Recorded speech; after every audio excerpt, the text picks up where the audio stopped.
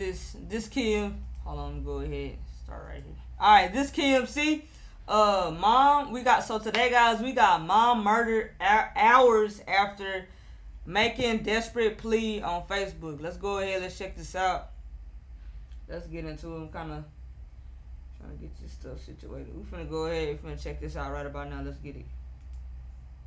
Begging for help, and just hours later, Go ahead and restart that. she posted on Facebook begging for help, and just hours later, she was dead. When police arrived, her car was gone and her husband was missing. But when officers finally found him, he made a choice, one that left their children without a parent. I seen this the other day. Like, it was my friend had showed it to me, and like I saw the Facebook, and so what had happened was they were arguing about, affairs. I think affairs and stuff they was having, and it ended up being just bad. But let's get into it so we can get more info on it. Thank you for joining us. I'm Kennedy Walker, and I'll walk you through the heartbreaking details. You're watching Law and Crime. I swear you're dying. Dad, I gotta die by that?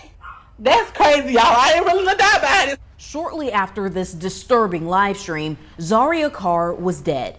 The 27-year-old mother, known online as Duchess Dior, had posted a final cry for help on Facebook earlier that same day, writing, quote, "I really don't know what to do. I need help before I lose my life or freedom. My kids need me." The post was timestamped at 5:05 p.m. By 9:30, Georgia police were called to her home for a domestic disturbance. When officers arrived, Zaria was found unconscious. I'm hearing something about that her husband was gay, and something about like she was finna tell I guess the Facebook Live, she was finna tell people like who he really is, and who he really was, and he couldn't take it, so he took her life. That's what I heard, but I don't know. And she was later pronounced dead. Her husband, 36-year-old Shamarcus Carr, a dog breeder known online as the Frenchman, was nowhere to be found. Also missing was Zaria's 2021 Dodge Challenger. An alert was issued for the car, and just after 11 p.m., authorities located it with Shamarcus inside. But before officers could pull him over, he shot himself. He was rushed to the hospital and later died. Now, their children are left without a mother or a father. In the hours leading up to her death, Zaria posted a string of unsettling messages on Facebook. That afternoon, writing, "Somebody tell me how this boy got all my texts and calls." And before that, she said, "I really be too loving and too forgiving. I'm a good woman, but to the wrong boy."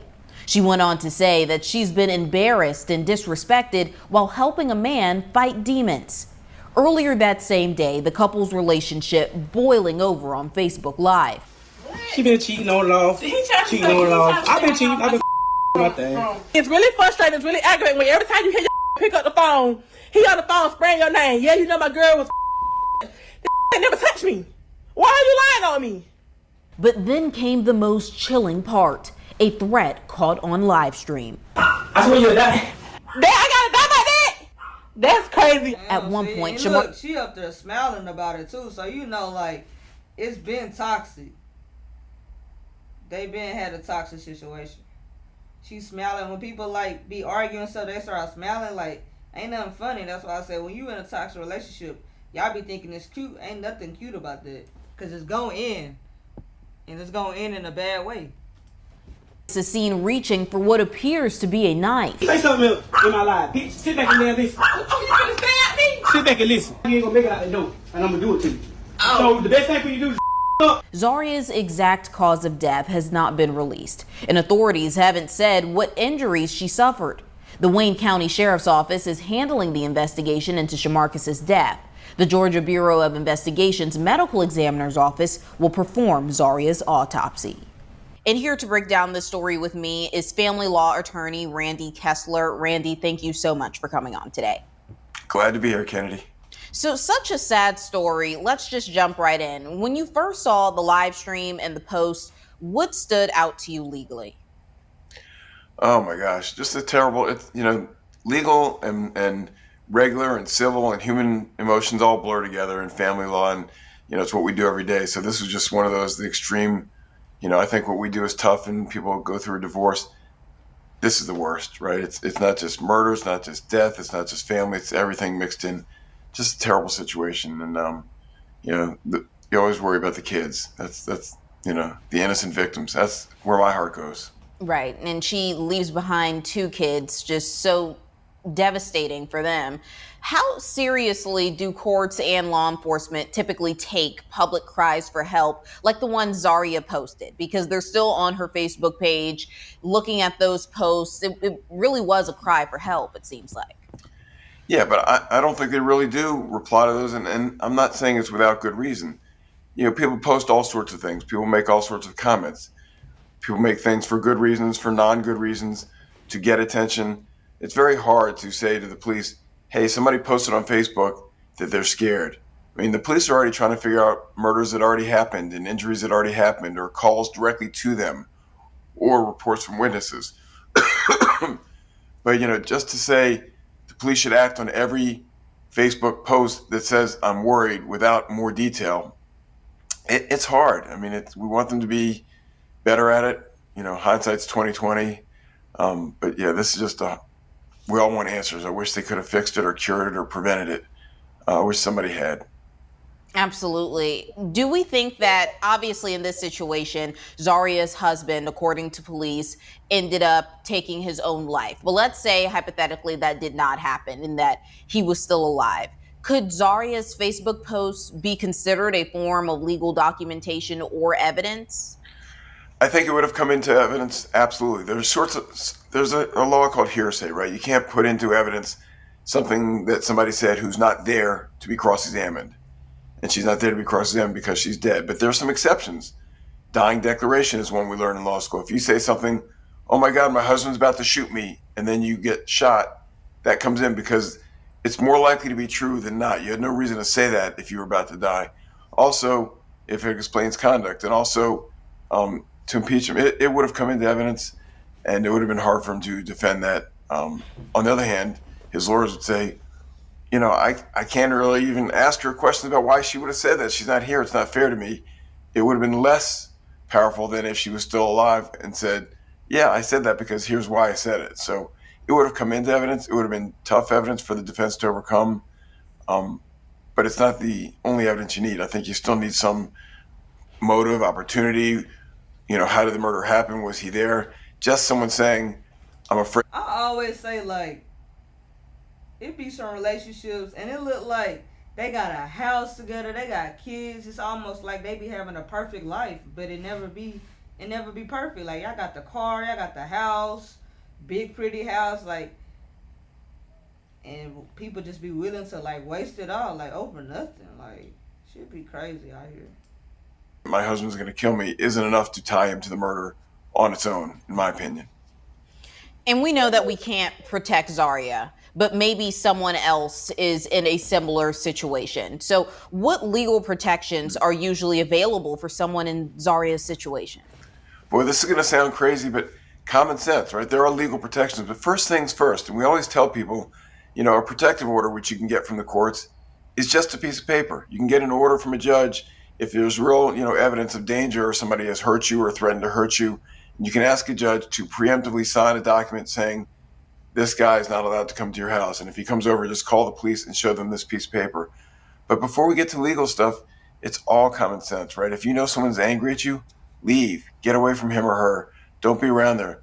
Let the situation calm down, then call lawyers, and then try to get the courts involved. But first things first, don't bank on the legal system to help you. Everyone's got to be self-aware. It's really it's an important lesson here. Right. And it's really unfortunate because in a lot of cases we hear that people never think that it would go this far, right? No one ever thinks that, hey, if I don't leave right now, maybe my life is in danger. I mean, I know she posted about it, but still. So if you could just explain, if someone does feel like their life is in danger, how quickly can they obtain an emergency protection order? And also, just, is that process as easy as it sounds? Because I know in a lot of cases, or in all cases, don't you have to put your address down? And a lot of people don't like to do that. Yes, and forgive me because I'm going to answer one other question before I get to that, which is, you know, she was public, right? She went out public, and she probably thought, I'm telling the world, so he's not going to do it because now he knows that I've outed him. Crazy people that are going to commit a murder, common sense doesn't apply. So, using your rational kind of, hey, I'm telling everybody if someone kills me, it's him, isn't going to stop somebody from... Like, when people be like, money, like, you can tell they got money. He got money, everything. He was like over the dogs, breeding the dogs and stuff, had the money. Like, sometimes money just not enough. That shit crazy. So next step is, as you discussed, protective orders. You can get a protective order pretty easily. I've been practicing law almost 40 years. When I started, you had to go ask the court to get a court date, and then you had to serve the other side and let them know there was going to be a court date, and it took a while. Well, things have evolved. You can go in by yourself without the other side there, on your own, or with a protected group or a victims' rights group or a lawyer, and say to a judge, please sign a protective order telling my spouse, my husband, my boyfriend, my girlfriend that they can't be around me. And the court will do so almost every time if you have convinced the judge that there is a likelihood of immediate danger, on the condition that the other side be given a chance to be heard within a short period of time. Most states it's within a month at the latest.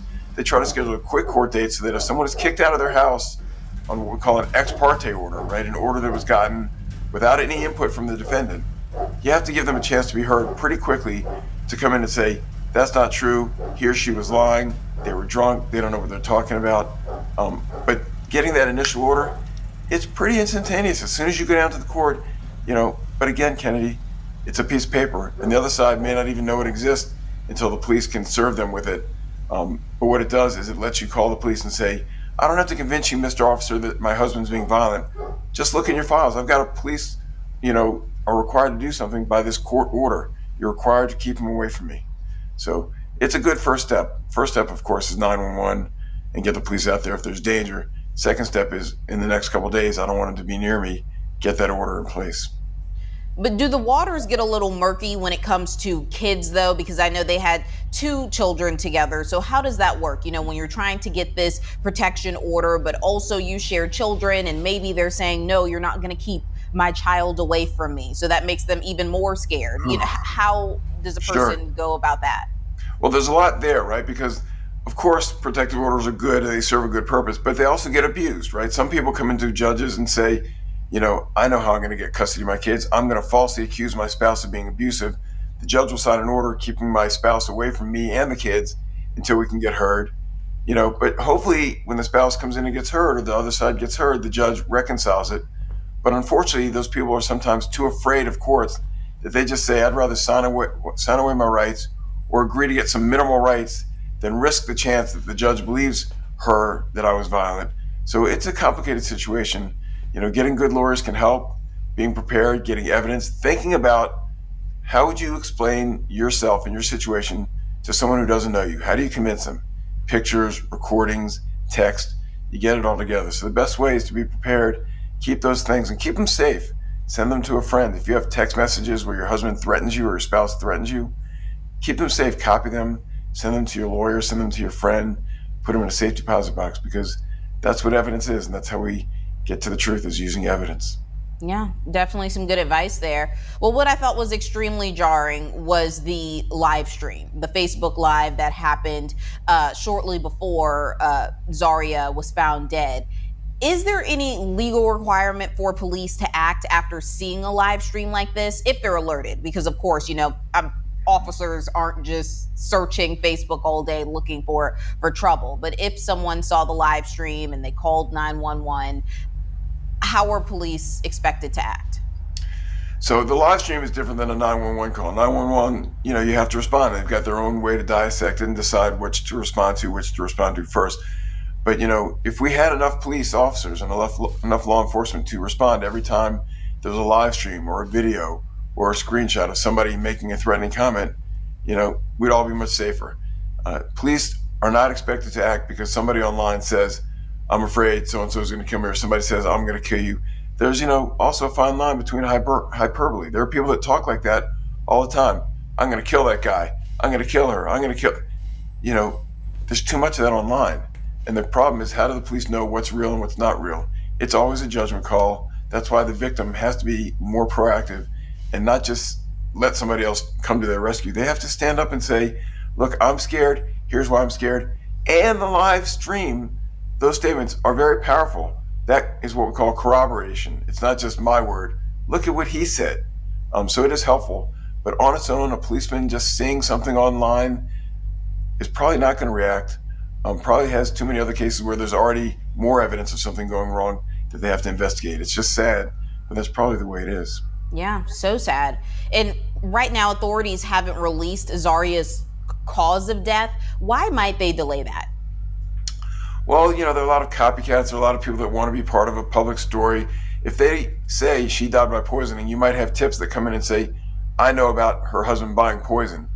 Well, did you know about that? Or did you hear what we announced publicly and now you want to be famous by being involved in the case? So sometimes you keep it close to the vest, you do your research, your investigation, and if you find somebody that corroborates, that reinforces the theory that you have as a police officer, and there was no other way they could have known about the poison but to have heard about it from the defendant, then it makes it much more believable and easier to prosecute a case in court. Of course, in this case, the presumed defendant is dead.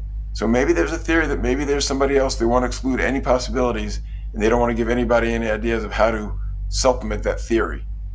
Sometimes you do keep it close to the vest. And also, they're not out there looking for a murderer, right? In some cases, the police put all the information out there saying, we need somebody in a blue car leaving, North Carolina, going north on Highway 95, whatever it is, because they want to catch the person.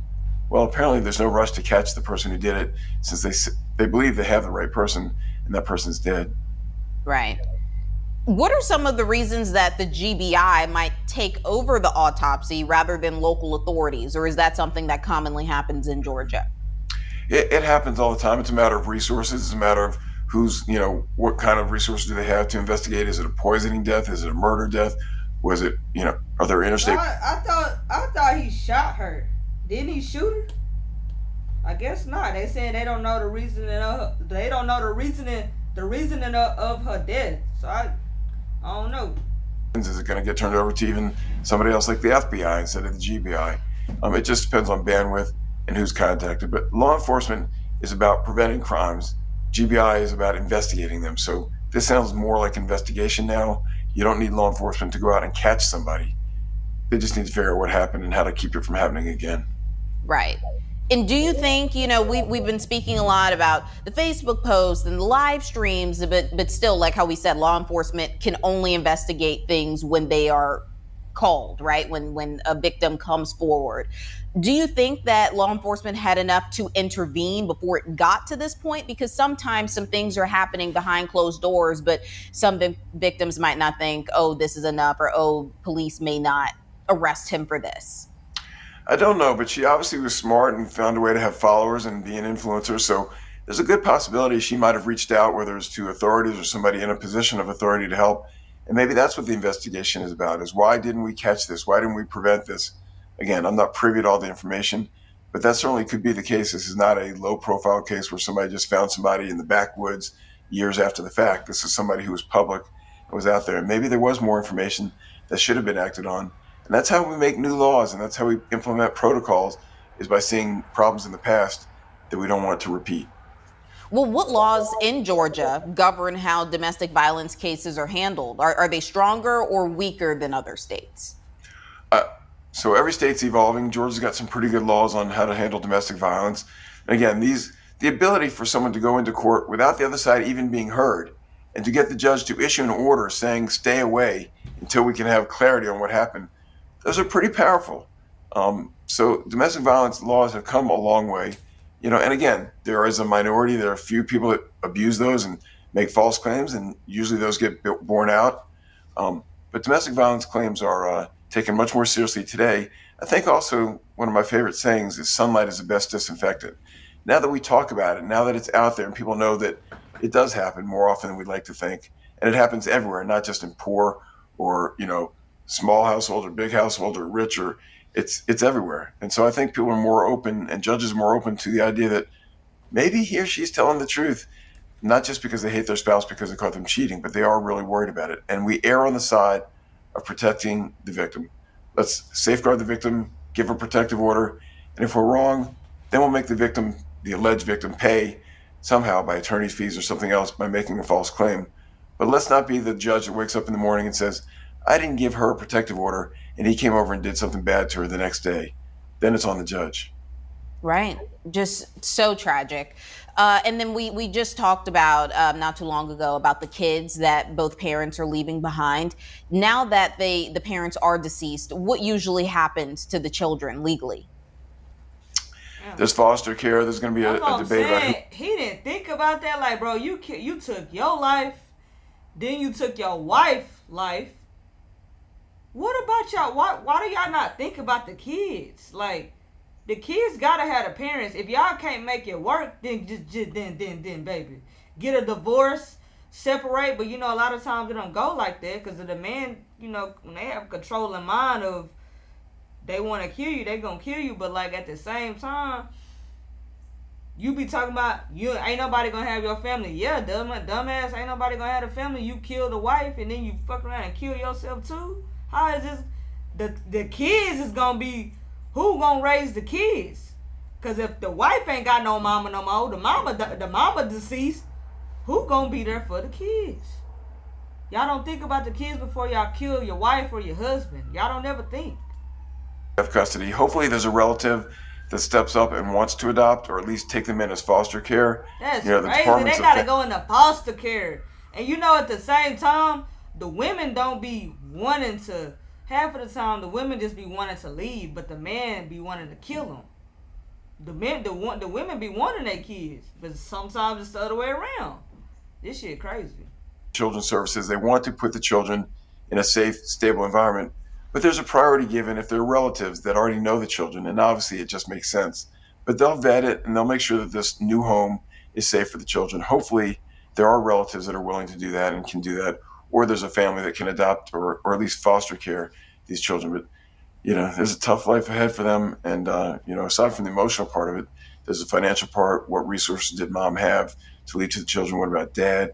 Insurance policies for dad are probably gone because of what he did. He killed himself. Insurance policies on mom. Let's hope she had some that at least help the children.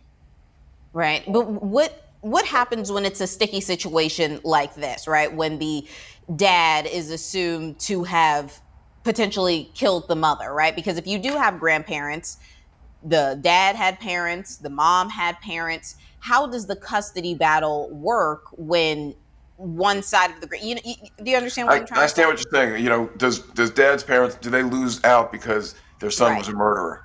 Not automatically. You know, if they knew about it, and it's a question of judgment. And look, this is the most bland, generic, ambiguous standard in the law. It's what's in the children's best interest. So judge, you have to decide what's in the children's best interest. And all sorts of things go on in the judge's mind. You know, which set of grandparents have been closer to the children? Which ones are local and closer so the children maintain their social environment? Or maybe it's better for the children to be out of this area where everyone knows what happened to the children's parents and to start all over in a new city and a new state. I will say it's a lot more to this story that we don't know.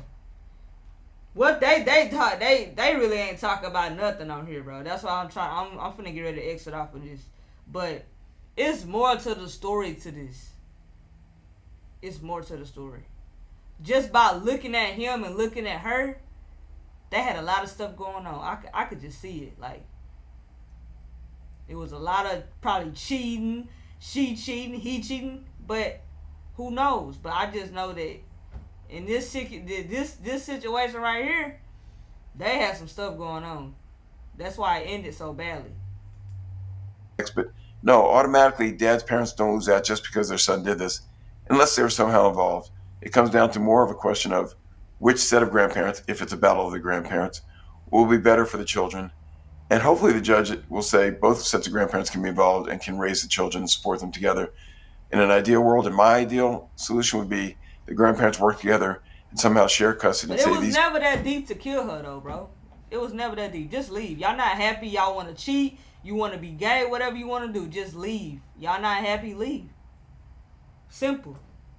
Children need as much support and love as they can get. We all want to be involved. In your opinion, does this case raise any questions about victim blaming, especially when the abuse is aired publicly? It's a terrible thing on its own, victim blaming. And, you know, because she was public, or because she said things, or because, you know, it just sounds like he was, for want of a legal term, messed up, right? He was hurt. He was angry. Whatever he felt, there's no justification for what he did. He obviously at least felt some sort of remorse. He knew that he'd done wrong. Taking his own life, if indeed he was the murderer, which it seems he was, sort of is the ultimate kind of apology in his own twisted mind that I did wrong. I can't live in this world. You know, could have done better by staying alive and apologizing to his children and trying to help them get some closure. But yeah, there's just no right answer to that question. I wish there was. What lessons should viewers take away from this case? Alright, we done with this. That all they did was talk. Like, I like it when they make it into like a little movie. Like they be, I don't know. It's certain ones they make the videos better than these. Was just like a news. Like just it looked like a news video to me, but I watched it. But y'all in a toxic relationship, man, get out of them relationships, bro. It ain't safe. It ain't good. It ain't healthy. It ain't nothing. It's just gonna end bad. Like I said, they both got a pass. Both of them. Not just him, her too. Because I just feel like, I don't know, like, it just like a different situation. Like, I see some men, they kill their women for, like, trying to leave and like, no reason, but, like, just had a reason behind it. This right here had a reason behind it, alright? It had a reason. He ain't just killed just to kill. Like, something she did and something he did. It was both of them. But make sure y'all stay tuned for more videos. Anything y'all want to see, stay tuned. I'm finna hop off this live, and make sure y'all come in for more reactions and more live streams. All right, KeymC, I thank y'all.